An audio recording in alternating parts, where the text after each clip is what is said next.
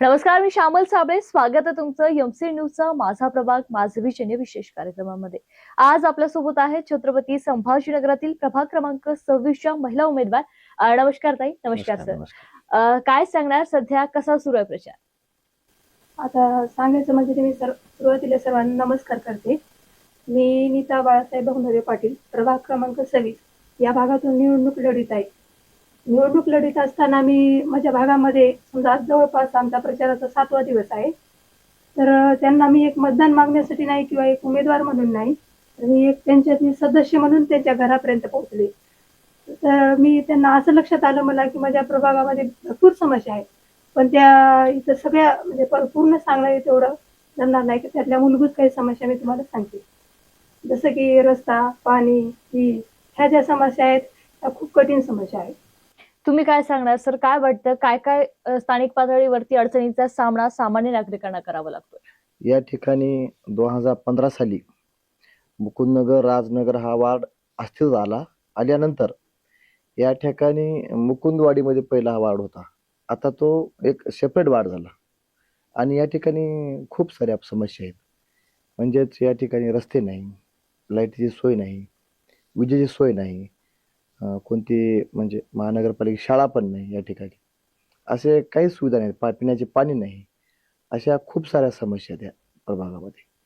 काय वाटतं, जर तुम्ही निवडून आला तर प्रथम काय अजेंडा असेल महापालिकेसाठी? काय अजेंडा आणि काय कामं कराल? प्रथम तर माझ्या प्रभागासाठी मी रस्त्याची सोय करेन आणि त्यातल्या त्यात त्या आमच्या जे प्रभागामध्ये जे महिला आहेत, नागरिक म्हणजे माता भगिनी आहेत माझ्या, त्यांना पिण्याचे पाणी, स्वच्छ पाणी पिण्यासाठी पाणी खांद्यावर डोक्यावर कुठून तरी आणावे लागते. ते मी पाण्याची सोय करून देईल. मी पाणी म्हणजे आपलं जल जल हे म्हणजे त्या अंतर्गत ती योजना करील. त्या ठिकाणी करील. जसं महिलांचा विषय काढलाच आपण, तर महिला सुरक्षिततेबाबत काय पावले उचलणार आहात? महिला सुरक्षा म्हणजे माझ्या परिसरातल्या महिलांना म्हणजे रोजगारासाठी बाहेर जावं लागते कामाला. त्यांना काम करून येण्यासाठी उशीर होते. मग मी त्यासाठी सुरक्षिततेसाठी त्यांना सीसीटीव्ही कॅमेरे लावी किंवा एक पोलीस चौकी. सर, तुम्ही काय सांगणार? प्रचंड ऐकलंय तुमच्या भागात तुमच्याविषयी. तर कसा राजकीय प्रवास होता? राजकीय प्रवास म्हणजे असा आहे की माझी आई 2005 ला माझ्या गावी सरपंच झाली. आमचं कुटुंब माझ्या आईपासून राजकारणामध्ये आले. अशी काही पहिलं पार्श्वभूमी नव्हती आमच्या घरामध्ये. माझी आई 5 वर्ष सरपंच राहिली आणि त्या 5 वर्षामध्ये आम्हाला गावचं राजकारण समजलं, कळालं. म्हणजे राजकारणामध्ये आम्हाला त्या ठिकाणी गावातून कळालं. म्हणून आम्ही परत या ठिकाणी आम्ही संभाजीनगरला बऱ्याच दिवसापासून राहतो. इथं आमची आश्रमशाळा पण आहे. परत आम्ही दुसऱ्या पण शाळा आहेत. त्या माध्यमातून आम्ही खूप इथं लोकांना मदत केली म्हणजे सामाजिक चळवळीची जाण आहे आम्हाला. सामाजिक चळवळीमधून आम्ही आम्ही पुढे आलो. आम्ही आता विनायकराव मेटे असो, त्यांच्यासोबत मी बऱ्याच दिवसापासून काम करतोय. आणि मराठा क्रांती मोर्चा असो, कोणतेही आंदोलन असो, छत्रपती शिवाजी महाराज जयंती असो, त्यानंतर डॉक्टर बाबासाहेब आंबेडकर जयंती असो, अण्णाभाऊ साठे जयंती असो, किंवा आपले संत सेवालाल महाराज जयंती यांच्या माध्यमातून लोकांपर्यंत पोहोचवलो. खूप मोठे मोठे कार्यक्रम माझ्या प्रभागामध्ये केले. अनेक लोकांना मी कोरोनामध्ये मदत केली. 1250 क्विंटल मी धान्य वाटप माझ्या कोरोनामध्ये माझ्या प्रभागामध्ये केली. प्रत्येक घरापर्यंत एवढी मोठी महामारी असताना आम्ही प्रत्येक घरापर्यंत जाऊन त्यांना धान्य वाटप केलं. असे कामं खूप करतात. म्हणजे पोलीस स्टेशनचे कामं असो किंवा कुणाला मदत करणे असो. माझी शाळा असल्यामुळे मी अनेक 1,500 ते 2,000 विद्यार्थ्यांना मदत केली आहे. माझ्या शाळेमध्ये अन्न, वस्त्र, निवारासहित शिक्षण देण्याचं काम मी शाळेच्या माध्यमातून करतो. माझ्या शाळेला कोणतं अनुदान नाही. त्या माध्यमातून मी मुलांना शिक्षण दिलं. 10वी 12वी असो. त्याच्यानंतर पण मी मुलांना शिक्षणासाठी मदत केली पुढं. म्हणजे नोकरी लागण्यासाठी पण मदत केली. असे मी काम करत गेलो आणि करताना स्फूर्ती आली काम करत असताना. आणि ते लोकांच्या मला समस्या जाणवल्या. आता माझ्या परिसरामध्ये एक मुलगी वाहून गेली पाण्यामध्ये, पुरामध्ये. ती गायकवाड नावाची मुलगी होती. खूप मोठा पूर आला आणि ती वाहून गेली. तेव्हापासून आम्ही आंदोलन केलं. महानगरपालिकेमध्ये बऱ्याच ठिकाणी आम्ही पाठपुरावा करून ते एक रस्ता करून घेतला छोटासा. माझ्या घराकडे जाण्यासाठी रस्ता नाही आता पण. रस्ता नाही माझ्या घराकडे जाण्यासाठी. आणि हे करत असताना मग समस्या सोडायचं ध्यास लागला मला. जसं की तुम्ही नुकतंच सांगितलं की तुमच्या शाळा आहेत, तर लहान मुलं जे असतील तर त्यांच्या शाळा शिक्षणासाठी काय पावलं उचलणार आहात? शिक्षणासाठी काय नाही, मी तर त्यांना मदत करतो ना शिक्षणासाठी मुलांना. आता त्यांना पुढे भविष्यामध्ये 12वी झाल्यानंतर एमपीएससी यूपीएससी साठी मी त्यांना मदत करत असतो. आता माझी मुलं बरंच पोलीस मध्ये लागले आहेत, मिलिटरीमध्ये गेले मुलं माझी.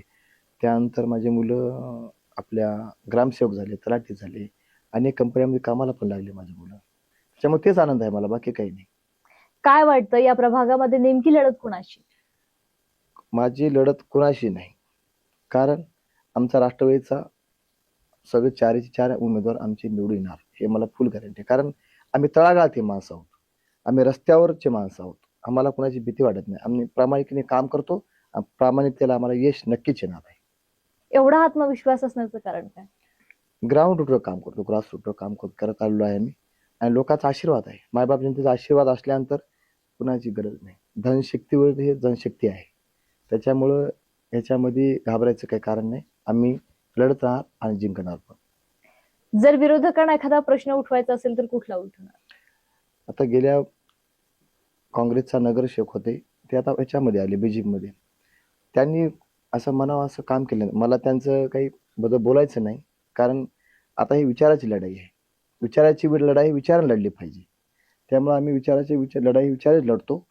म्हणून मी सांगतो की ते पाठीमाग काय झालं ते काढायचं नाही मला.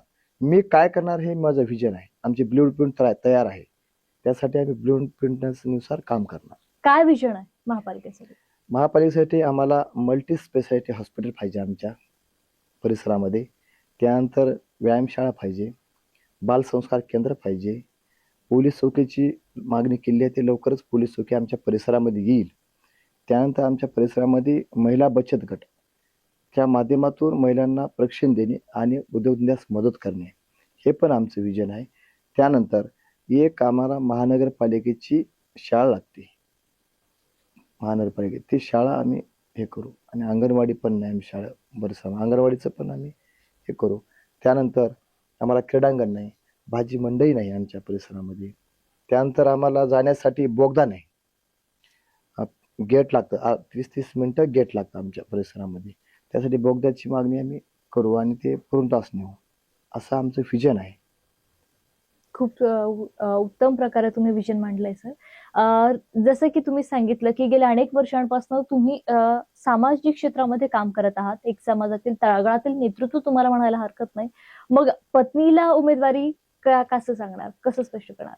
कसं झालं ते, आता काही आता मी जर सामाजिक काम करतो, मला असं वाटलं की माझ्या पत्नीला उमेदवारीला देऊ म्हणून मी पत्नीला उभा केलं समाज चौकीत असताना. आणि योगायोगाने काय झालं, समोरचे आमचे भैया जे फिरोज भैया ते ओपनचे होते ना, त्यांना ओपनची उमेदवारी भेटली. मग माझ्या पत्नीला त्यांनी सांगितलं तुम्ही पत्नीला उभा करा, म्हणून मी पत्नीचा चॉईस केला. आता दोघं तुम्ही पती पत्नी स्वतः तळागाळात जाऊन प्रचार करत आहात, कसं वाटतंय? नाही, खूप मोठा प्रतिसाद आहे राष्ट्रवादी काँग्रेस पक्षाला, आम्हाला खूप छान वाटतंय. आणि हे करत असताना लोकांच्या समस्या आम्ही जवळून पाहिल्या, आम्ही घराघरापर्यंत डोर डोर गेलेलो आहे. त्यामुळे लोकांच्या खूप साऱ्या समस्या आहेत. भविष्यामध्ये आम्ही निवडून तर येणारच आहे, आल्यानंतर आम्ही लोकांच्या समस्या निश्चित सोडवणार आहेत. सर, आणखी एक महत्वाचा प्रश्न मला असं वाटतं की विचारायला हवा. एक ज्वलंत आणि फार चर्चेचा मुद्दा आहे तुमच्या प्रभागामध्ये, तो म्हणजे गुंठेवारीचा. काय सांगणार? आता आमच्या इकडे 20/30 प्लॉट आहेत. गोरगरीब माझी जनता मोलमजुरी करते त्या ठिकाणी. त्यांनी किती कमवायचं आणि किती गुंठेवारी भरायची. माझ्या प्रभागामध्ये 50 किंवा 1 लाख पर्यंत गुंठेवारी भरावी लागत आहे. ते कुठून भरणार? त्यासाठी मी आमच्या नेत्यांना सांगणार आहे की गुंठेवारी रद्द करा. ज्यावेळेस रस्ते, पाणी, वीज सगळ्या सुविधा होतील त्यावेळेस आम्ही गुंठेवारी भरून घेऊ. त्यानंतर मोठ्या आमच्या प्रभागामध्ये मल्टी स्पेशालिटी हॉस्पिटल आम्हाला गरजेचं आहे, कारण तिथं खूप गरीब लोक राहतात आमच्या परिसरामध्ये, त्यामुळे त्याची पण मागणी आहे. त्यानंतर स्मशानभूमी नाहीच आमच्या इकडे. स्मशानभूमीला मुकुंदवाडीमध्ये यावे लागते, त्या ठिकाणी स्मशानभूमी हे प्रमुख आमची मागणी आहे. आणखी एक शेवटचा प्रश्न की तुमच्या मतदारांना काय संदेश द्याल? प्रभाग क्रमांक 26 मुकुंदनगर, ममाटनगर, सातारा, देवळाई या प्रभागातील नागरिकांना मी एवढीच विनंती करते, जे आमचे राष्ट्रवादी काँग्रेस पक्षाचे जे 4 उमेदवार आहेत यांना मतदान रूपी आशीर्वाद द्या आणि प्रचंड बहुमताने विजयी करा. एवढी विनंती करते. सर, आता एक शेवटचा प्रश्न घेऊयात. असं वाटतंय की तुम्ही तुमचे जे प्रिय मतदार आहेत त्यांना एक काय आव्हान कराल किंवा काय संदेश द्याल? मायबाप जनतेला एवढंच सांगतो की मी तुमच्यातला माणूस आहे.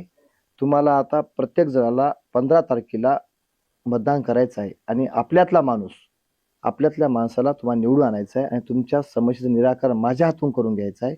मी एवढंच मायबाप जनतेला मी सांगतो माझ्या माध्यमातून. खूप खूप धन्यवाद सर, खूप खूप धन्यवाद ताई. आता आपण बघितलं की प्रभाग क्रमांक 26 मधील राष्ट्रवादी काँग्रेस अजित पवार गटाचे अधिकृत उमेदवार आपल्या सोबत होते. त्यांची आश्वासनं पाहिली, त्यांच्या प्रभागातील समस्या देखील जाणून घेतल्या. पुढील भागात पुन्हा भेटूया पुढील उमेदवारासोबत. तोपर्यंत पाहत राहा एमसी न्यूज. नमस्कार.